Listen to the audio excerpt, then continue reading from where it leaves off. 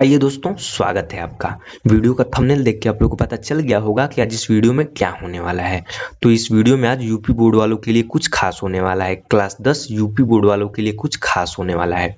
27 फरवरी को UP board में कौन सा पेपर है? 27 फरवरी को यूपी बोर्ड में पेपर है विज्ञान का। किसका पेपर है? विज्ञान का। तो उसी विज्ञान के पेपर को आज हम यहाँ पे बताने वाले हैं। उसी विज्ञान के क्वेश्चन पेपर को आज हम यहाँ पे लेकर आए हैं। और ये ऐसा वैसा क्वेश्चन पेपर नहीं है।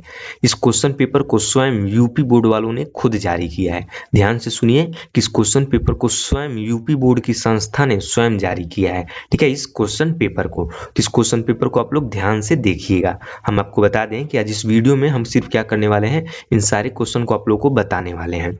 क्या करिएगा आप लोग, ध्यान से सुनिए कि इन सारे क्वेश्चन का स्वयं आप लोग खुद बुक में आंसर ढूंढने का कोशिश करिएगा। अगर आपसे नहीं मिल पाता है तो आप लोग कमेंट करिएगा, हम उसका आंसर आप लोग को जरूर उससे नेक्स्ट वाली वीडियो में आपको जरूर बता देंगे। ठीक है, तो कैसा क्वेश्चन पेपर है एक बार और ध्यान से समझिए। ये यूपी बोर्ड द्वारा जारी किया गया क्वेश्चन पेपर है। ठीक है, ये बहुत ही इंपॉर्टेंट क्वेश्चन पेपर है। ठीक, तो इस क्वेश्चन पेपर को आप लोग ध्यान से देखिए। ठीक, और सारे क्वेश्चन एक एक क्वेश्चन को ध्यान से नोट करते हुए चलिए। ठीक है, नोट करते हुए चलिए या फिर वीडियो को बीच बीच में स्टॉप करके उसका स्क्रीनशॉट ले लीजिए। तो चलिए वीडियो को स्टार्ट करते हैं। तो वीडियो को स्टार्ट करने से पहले हम आपको बता दें कि अगर आप चैनल पे नए हैं और क्लास 10, 11 और 12 की तैयारी एकदम बेहतरीन तरीके से करना चाहते हैं तो चैनल को सब्सक्राइब कर लीजिए, क्योंकि यहाँ पे क्लास 10, 11 और 12 की तैयारी एकदम बेहतरीन तरीके से कराई जाती है। तो चलिए हम वीडियो को स्टार्ट करते हैं। तो सबसे पहले शुरू से देखिए। आदर्श प्रश्न पत्र, विषय कौन सा है? विज्ञान, कक्षा 10, सत्र क्या है? 2022 और 23। समय कितने का है? 3 घंटे 15 मिनट, पूर्णांक 70 नंबर। ये तो आप लोग को पता होगा। और देखिए इसमें कुछ निर्देश दिए गए हैं। इन सारे निर्देशों को आप लोग को ध्यान से पढ़ना है। आपको पेपर में प्रारंभ का 15 मिनट किस लिए दिया जाता है? इन सारे निर्देशों को पढ़ने के लिए। लेकिन बहुत स्टूडेंट्स ऐसे होते हैं और सोचते हैं कि हम इन निर्देशों को आखिर पढ़ें क्यों। तो देखिए, पहली बात तो ये, अगर आप इन सारे निर्देशों को पढ़ लेते हैं तो आप लोग को पता चल जाएगा कि हमें इस क्वेश्चन पेपर में कैसे कैसे लिखना है, सीक्वेंस क्या होने वाला है। ठीक है, ये पता चल जाता है। और दूसरी बात ये कि आप लोग को 15 मिनट इसलिए दिया जाता है कि आप लोग अपने क्वेश्चन पेपर को अच्छे से देख लें कि उन क्वेश्चन पेपर में पूरा क्वेश्चन दिया हुआ है कि नहीं। किसी किसी क्वेश्चन पेपर में गलती से जितना क्वेश्चन दिया जाना होता है उससे कम ही क्वेश्चन रहता है, और बहुत से क्वेश्चन पेपर में बहुत से पेज फटे हुए होते हैं। तो इसलिए आपको शुरू का 15 मिनट दिया जाता है कि आप लोग इन सबको एकदम अच्छे से ध्यान से देख लीजिए। ठीक है, तो चलिए इन निर्देशों को हम देखते हैं कि आखिर इन निर्देश में क्या क्या दिया है। तो पहला निर्देश क्या है कि प्रारंभ के 15 मिनट परीक्षार्थियों को प्रश्न पत्र पढ़ने के लिए निर्धारित है। ठीक है, और दूसरा निर्देश है कि प्रश्न पत्र 2 खंडों, खंड अ तथा खंड ब में विभाजित है। ठीक है, किसमें? खंड अ तथा खंड ब में विभाजित है। और तीसरा क्या है कि खंड अ तथा खंड ब में 3 उपखंड, उपखंड क, ख और ग में विभाजित है। क्या बोल रहा है यहाँ पे कि हमको 2 खंड दिया है, खंड अ तथा खंड ब, लेकिन इन दोनों खंडों में भी 3-3 उपखंड हैं। ठीक, उसके बाद अगला निर्देश है कि प्रश्न पत्र के खंड अ में बहुविकल्पी प्रश्न है। खंड अ में सिर्फ क्या है? बहुविकल्पीय प्रश्न है, जिसमें सही विकल्प का चुनाव कर ओएमआर शीट पर नीले अथवा काले बाल पॉइंट पेन से सही विकल्प वाले गोले को पूर्ण रूप से भरें। ठीक है, और नेक्स्ट निर्देश क्या है कि खंड अ में बहुविकल्पी प्रश्न हेतु प्रत्येक प्रश्न के लिए 1 अंक निर्धारित है। बहुविकल्पी प्रश्न के लिए कितना अंक निर्धारित है? केवल 1 अंक निर्धारित है। टोटल कितना क्वेश्चन रहेगा बहुविकल्पी में? 20 प्रश्न रहेंगे। ठीक है, और छठा निर्देश क्या है कि ओएमआर शीट पर उत्तर अंकित किए जाने के पश्चात उसे काटे नहीं तथा इरेजर एवं व्हाइटनर आदि का प्रयोग न करें।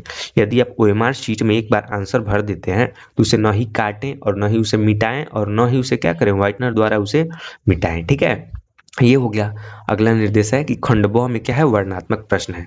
खंड अ यहाँ खत्म हो गया। अब क्या बता रहा है किसके बारे में? खंड ब में। खंड ब में क्या है? वर्णनात्मक प्रश्न है, यानी उसमें आपको लिखना है। अब उसके अगला निर्देश है कि प्रत्येक प्रश्न के सम्मुख उनके निर्धारित अंक दिए गए हैं।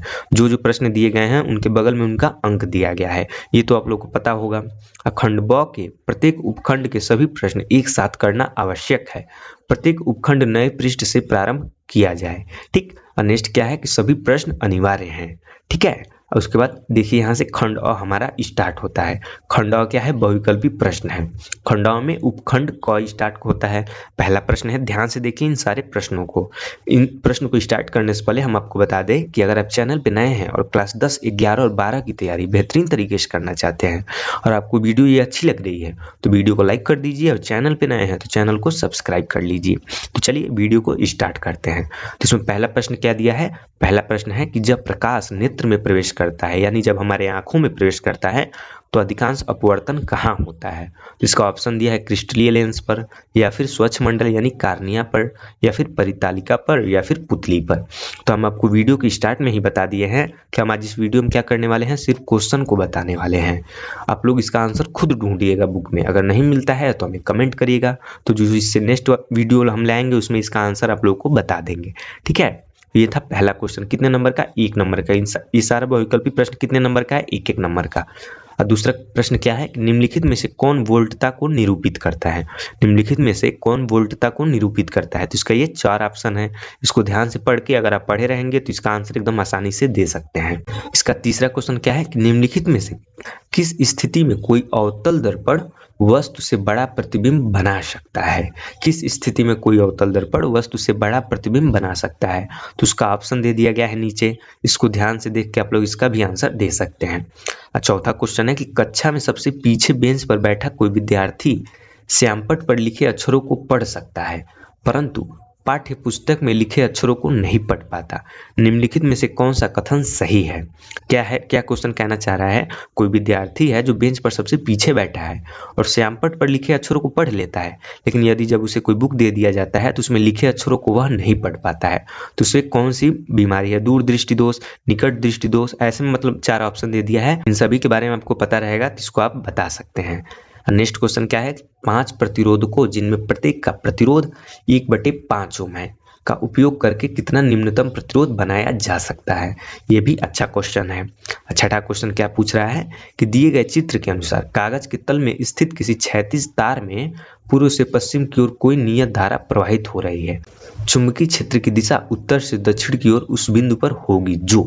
तो ये भी अच्छा क्वेश्चन है। इस चित्र को ध्यान में रखकर हमें उत्तर देना है। ठीक है, अब नेक्स्ट क्वेश्चन क्या है कि निम्नलिखित में से किसके द्वारा अनंत पर स्थित किसी वस्तु का प्रतिबिंब अत्यधिक छोटा बनेगा। तो किसके द्वारा, अवतल दर्पण के द्वारा, या फिर केवल उत्तल दर्पण के द्वारा, या फिर केवल उत्तल लेंस के द्वारा, या फिर इन सभी के द्वारा। तो इसको भी आप बता सकते हैं। अब यहाँ से स्टार्ट होता है हमारा उपखंड ख। उपखंड क में कितने क्वेश्चन थे, उपखंड क में टोटल 7 प्रश्न थे। और यहाँ से 8वां प्रश्न स्टार्ट होता है उपखंड ख से। इसमें क्वेश्चन पूछ रहा है कि एक मिश्र धातु है, इन चारों ऑप्शन में से कौन एक मिश्र धातु है। एक तत्व, या फिर एक यौगिक, समांगी मिश्रण, या फिर एक समांगी मिश्रण, इनमें से कौन एक मिश्र धातु है। नेक्स्ट क्वेश्चन है निम्नलिखित में से असंतृप्त हाइड्रोकार्बन को पहचानिए। इनमें से हमको असंतृप्त हाइड्रोकार्बन को पहचानना है। पहचान के आप लोग इसके ऑप्शन के अकॉर्डिंग इसको आप लोग बता सकते हैं। अब 10वां क्वेश्चन देखिए कि ठोस कैल्शियम ऑक्साइड जल के साथ तीव्रता से अभिक्रिया कर कैल्शियम हाइड्रोक्साइड बनाता है तथा साथ में उष्मा उत्पन्न होती है। इस प्रक्रिया को चूने का बुझाना कहते हैं और कैल्शियम हाइड्रोक्साइड जल में घुलकर इसका विलयन बनाता है, जिसे चूने का पानी कहते हैं। निम्नलिखित में से कौन सा कथन चूने के बुझाने तथा इसके विलयन बनने के लिए सत्य है। तो इस क्वेश्चन को ध्यान से पढ़िएगा आप लोग फिर, और उसका आंसर दे दीजिएगा। नीचे ऑप्शन दिया हुआ है। नेक्स्ट 11वां क्वेश्चन क्या है कि एक परमाणु की परमाणुवी त्रिज्या का निम्नलिखित में से कौन सही प्रदर्शन है। इन चारों चित्र में से आप लोग को देख के बताना है कि कौन परमाणु की परमाणुवी त्रिज्या का सही प्रदर्शन है। ठीक है, नेक्स्ट क्वेश्चन क्या है हमारा कि कॉलम ए में दिए गए रासायनिक पदार्थों का सुमेलन कॉलम बी में दिए गए उनके अनुप्रयोगों से कीजिए। जो कॉलम ए में हमें दिया हुआ है उसका मिलान हमें किसके साथ करना है, कॉलम बी वालों के साथ। ये भी अच्छा क्वेश्चन है, अगर आप लोग इसे पढ़े हुए होंगे तो इसे एकदम आसानी से कर सकते हैं। नेक्स्ट स्टार्ट होता है हमारा 13वां क्वेश्चन कि नीले लिटमस पेपर पत्र को लाल कर देता है। नीले लिटमस पत्र को कौन लाल कर देता है, लवण, या फिर अम्ल, या फिर क्षार, और या फिर सूचक। तो कौन इसमें नीले लिटमस पत्र को लाल कर देता है, ये आपको बताना है। अब यहाँ से स्टार्ट होता है हमारा उपखंड ग। किस क्वेश्चन के साथ स्टार्ट होता है, ये 14वें क्वेश्चन के साथ। इसमें 14वां क्वेश्चन क्या है कि चूने के पानी से भरी परखनली में जब मुंह द्वारा फूंका जाता है तब चूने का पानी किसकी मौजूदगी के कारण दूधिया हो जाता है, ये हमें बताना है। ठीक है, ऑक्सीजन के कारण, कार्बन डाइऑक्साइड के कारण, नाइट्रोजन के कारण या फिर जलवाष्प के कारण। ठीक। नेक्स्ट क्वेश्चन क्या है हमारा 15वां कि कुछ डायनासोरों में एक पर मौजूद थे किंतु वह उड़ नहीं सकते थे। जो पहले के डायनासोर हुआ करते थे उनमें क्या था, कुछ पर मौजूद थे, उनके ऊपर पर लगे होते थे लेकिन वो उड़ नहीं सकते थे। लेकिन पक्षियों में पर होते हैं जो उन्हें उड़ने में मदद करते हैं। विकास के संदर्भ में इसका यह अर्थ हुआ कि इन चारों ऑप्शन की मदद से आपको बता देना है। ठीक है। क्वेश्चन कौन सा है 16वां क्वेश्चन, यदि किसी जीव का जीवाश्म पृथ्वी की अपेक्षाकृत गहरी परतों से प्राप्त हुआ है तब हम भविष्यवाणी कर सकते हैं कि जीव का विलोप हाल ही के कुछ वर्षों में हुआ है या फिर जीव का विलोप हजारों वर्ष पूर्व हुआ है। ऐसे ही 2 ऑप्शन और दिया है, इन सबको पढ़ के आपको आंसर दे देना है। 17वां क्वेश्चन क्या है, चित्र में भाग ए, बी और सी किस क्रम में होते हैं। जो ये चित्र हमको दिया है इसमें 3 भाग दिया है। इन तीनों भागों का अगर आपको नाम पता रहेगा और उनका सही क्रम पता रहेगा तो इस क्वेश्चन का आंसर आप लोग आसानी से दे सकते हैं। ठीक है। और नेक्स्ट क्वेश्चन क्या है, अमृता देवा बिश्नोई राष्ट्रीय पुरस्कार भारत सरकार द्वारा किस क्षेत्र में प्रदान किया जाता है। जीव संरक्षण हेतु, पौधों की कटाई के लिए, जीव प्रौद्योगिकी के क्षेत्र में या फिर जल संरक्षण हेतु। अब नेक्स्ट क्वेश्चन देखिए, नेक्स्ट क्वेश्चन आखिर में दिया क्या है। तो 19वां प्रश्न है, यदि मटर के एक गोले तथा हरे रंग के बीज वाले पौधे, झुर्रीदार तथा पीले रंग के बीज वाले पौधे में संकरण कराया जाए तो F1 के बीज कैसे होंगे। इसका आंसर हमें बताना है। ठीक। इस बहुविकल्पी का लास्टवा प्रश्न है, खंड अ का भी लास्टवा प्रश्न है, प्रश्न संख्या 20वां। निम्नलिखित चित्र में अंकित ए मादा जनन तंत्र के किस भाग को प्रदर्शित करता है। जो ये ए है मादा जनन तंत्र के किस भाग को प्रदर्शित करता है हमको ये बताना है। ठीक है। अब देखिए नेक्स्ट क्वेश्चन हमारा, अब नेक्स्ट क्या स्टार्ट होता है, खंड ब। खंड अ में कितने टोटल क्वेश्चन थे, 20 क्वेश्चन। 20 क्वेश्चन कैसे थे, बहुविकल्पी प्रश्न थे। कितने कितने नंबर के, 1-1 नंबर के। अब हमारा स्टार्ट होता है खंड ब। खंड ब में क्या है, वर्णनात्मक प्रश्न है, यानी इसमें आपको लिखना है। खंड ब में कौन सा उपखंड है, उपखंड क। इसमें पहला प्रश्न क्या है कि गोलीय दर्पणों द्वारा परावर्तन के लिए चिन्ह परिपाटी लिखिए। गोलीय दर्पण के द्वारा क्या करना है हमको, परावर्तन के लिए चिन्ह परिपाटी लिखना है। ये कितने नंबर का है, 4 नंबर का क्वेश्चन है। देखिए आप लोग, अगर आप लोगों को गोलीय दर्पण का चिन्ह परिपाटी एकदम अच्छे से पता होगा तो आपको 4 नंबर एकदम आसानी से मिल जाएंगे। ठीक है। तो एकदम ये आसान क्वेश्चन है। ठीक। अब नेक्स्ट क्वेश्चन देखिए, नेक्स्ट क्वेश्चन पर जाने से पहले हम आपको बता दें, अगर आपको वीडियो यहाँ तक अच्छी लग रही है और ये क्वेश्चन आपको अच्छे लग रहे हैं तो वीडियो को लाइक कर दीजिए और चैनल पे नए हैं तो चैनल को सब्सक्राइब कर लीजिए। नेक्स्ट देखिए क्वेश्चन क्या है दूसरा, वायुमंडल में अपवर्तन किस प्रकार होता है। टिमटिमाते हैं जबकि ग्रह नहीं टिमटिमाते हैं। ये कितने नंबर का क्वेश्चन है, 4 नंबर का। ध्यान से देखिए, इस क्वेश्चन में 2 क्वेश्चन छिपा हुआ है। पहला क्वेश्चन, वायुमंडल में अपवर्तन किस प्रकार होता है, पहला क्वेश्चन हो गया। और दूसरा क्वेश्चन है, तारे क्यों टिमटिमाते हैं जबकि ग्रह नहीं टिमटिमाते हैं। तो इन दोनों क्वेश्चनों को मर्ज करके एक ही में दे दिया गया है और ये दोनों क्वेश्चन कितने नंबर का है, 2-2 नंबर का, यानी टोटल 4 नंबर का ये दूसरा क्वेश्चन होने वाला है। और तीसरा क्वेश्चन क्या है कि 2 ओम, 3 ओम तथा 6 ओम के 3 प्रतिरोधकों को किस प्रकार संयोजित करेंगे कि संयोजन का कुल प्रतिरोध 4 ओम और 1 ओम हो। ये भी कितने नंबर का क्वेश्चन है, 4 नंबर का क्वेश्चन है। इसमें चौथा क्वेश्चन देखिए कि दक्षिण हस्त अंगुष्ठ नियम में अंगूठे की दिशा क्या निर्दिष्ट करती है। यह नियम किस प्रकार फ्लेमिंग के वाम हस्त नियम से भिन्न है। किसी क्षैतिज शक्ति संचरण लाइन में पूर्व से पश्चिम की ओर विद्युत धारा प्रवाहित हो रही है। इसके ठीक नीचे की किसी बिंदु पर तथा इसके ठीक ऊपर के किसी बिंदु पर चुंबकीय क्षेत्र की दिशा क्या होगी। तो ये कितने नंबर का क्वेश्चन है, 6 नंबर का क्वेश्चन है। इसमें कुछ ज्यादा ही पूछा जा रहा है तो इसलिए इसका ये कुछ ज्यादा ही बड़ा आंसर होने वाला है। तो ये कितने नंबर का क्वेश्चन हो जाएगा, 6 नंबर का क्वेश्चन हो जाएगा। अगर ये क्वेश्चन को करने में आपको कठिनाई आ रही है तो उसका दूसरा ऑप्शन है अथवा करके। अगर ये क्वेश्चन आप लोग नहीं कर पाते हैं तो उसका अगला क्वेश्चन कर लीजिए जो अथवा करके दिया है। अगला क्वेश्चन क्या है कि विद्युत मोटर का सिद्धांत तथा कार्यविधि स्पष्ट कीजिए और विद्युत मोटर में विभक्त वलय का क्या महत्व है। ये भी कितने नंबर का है, 6 नंबर का क्वेश्चन है। ठीक है। हम आपको पहले भी बता चुके हैं कि विद्युत मोटर को आप लोग एकदम ध्यान से पढ़ लीजिएगा। विद्युत मोटर के चित्र को बनाना सीख लीजिएगा, उसके प्रमुख अंगों के कार्य को समझ लीजिएगा, उसके सिद्धांत को देख लीजिएगा और उसके कार्य विधि को देख लीजिएगा, क्योंकि विद्युत मोटर से हर साल बोर्ड एग्जाम में क्वेश्चन आता ही आता है। स्टार्ट करते हैं हम उपखंड ख। उपखंड ख में पहला क्वेश्चन है, निम्नलिखित यौगिकों की संरचनाएं चित्रित कीजिए। जो ये यौगिक दिए गए हैं इनकी संरचनाएं हमको चित्रित करना है। ये 4 हमें दिए गए हैं, 4 इसमें दिया गया है और ये चारों 1-1 नंबर का है। अगर इनकी संरचनाएं आप लोग को बनाना आता है तो ये 4 नंबर आपको मिल जाएगा। ठीक है। और अगला क्वेश्चन है कुछ तत्वों के परमाणु क्रमांक नीचे दिए गए हैं। कुछ तत्वों के परमाणु क्रमांक यहाँ पे दिए गए हैं 10, 20, 7 और 14। क्या करना है हमको, इसमें तत्वों की पहचान करना है कि ये कौन कौन से तत्व हैं। और दूसरी बात हमें क्या करना है इसमें कि आवर्त सारणी में इन तत्वों की समूह संख्या तथा आवर्त को पहचानना है। ठीक, अगर आप कर देंगे तो इसके लिए कितना अंक निर्धारित है, 4 अंक निर्धारित है। ठीक है। 7वां प्रश्न देखिए कि निम्नलिखित अभिक्रियाओं में प्रत्येक के लिए संतुलित रासायनिक समीकरण लिखिए। कितने नंबर का क्वेश्चन है ये, 6 नंबर का क्वेश्चन है।